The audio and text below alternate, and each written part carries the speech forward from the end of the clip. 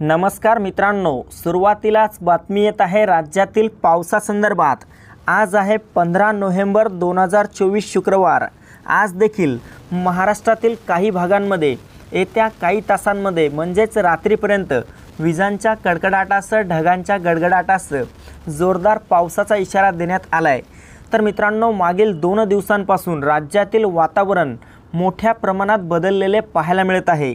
तसेच आज देखील रात्री दरम्यान काही भागात मोठा पाऊस होईल। जाणून घेऊयात याविषयीची सविस्तर माहिती। पण त्यापूर्वी आपल्या चॅनलवर नवीन असाल तर चॅनलला सबस्क्राइब अवश्य करा।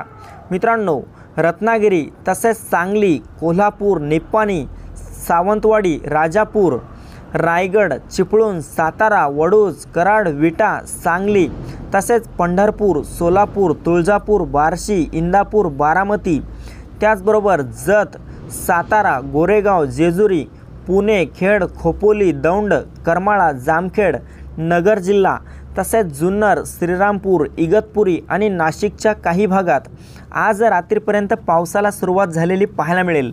मित्रांनो, हलका ते मध्यम स्वरूपाचा पाऊस नमूद केलेल्या भागांमध्ये झालेला पाहायला मिळेल। विजांचा कडकडाट देखील काही भागांमध्ये या दरम्यान आपल्याला पाहायला मिळू शकतो। तसेच इकडे मराठवाड्यात देखील लातूर, धाराशिव, नांदेड, हिंगोली, परभणी तसेच छत्रपती संभाजीनगर, जालना आणि उत्तर महाराष्ट्रातील मनमाड, नाशिक, इगतपुरी, वैजापूर, चाळीसगाव, मालेगावच्या भागात देखील ढगाळ वातावरणासह काही भागात हलक्या सरी आपल्याला आज रात्रीपर्यंत झालेल्या पाहायला मिळतील। विदर्भातील बहुतांश भागांमध्ये सायंकाळी आणि रात्री ढगाळ वातावरण निर्माण झालेले पाहायला मिळेल। मात्र मोठ्या पावसाची शक्यता विदर्भात असणार नाही।